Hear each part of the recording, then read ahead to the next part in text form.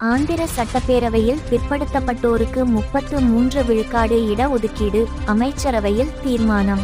அமராவதி ஆந்திர அமைச்சரவை கூட்டம் முதல்வர் சந்திரபாபு நாயுடு தலைமையில் அமராவதியில் நேற்று நடைபெற்றது.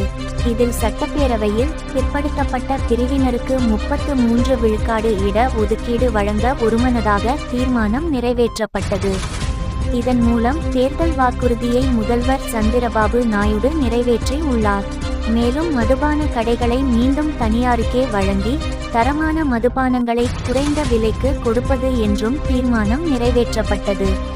குவார்ட்டர் 99 ரூபாய்க்கு தரமானதாக வழங்கிட வேண்டுமெனவும், ஏழைகள் நடுத்தர வர்க்கத்தினர் வாங்கும் அளவுக்கு விலை இருக்க வேண்டுமெனவும், அதுவும் தரமான மதுபானங்களை மட்டுமே விற்க வேண்டுமெனவும் அமைச்சரவையில் தீர்மானம் நிறைவேற்றப்பட்டது.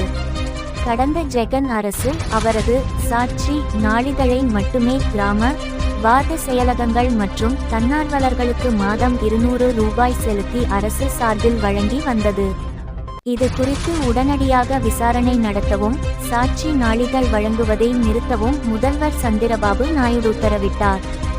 ஆதார் அட்டை போன்று மாணவிகளுக்கு தனி அடையாள அட்டையை அரசு தரப்பில் வழங்கவும் தீர்மானிக்கப்பட்டுள்ளது.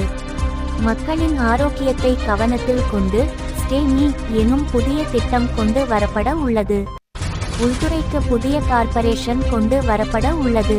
இதற்காக ரூ. 10 கோடி நிதி ஒதுக்கீடு செய்ய அனுமதிக்கப்பட்டுள்ளது.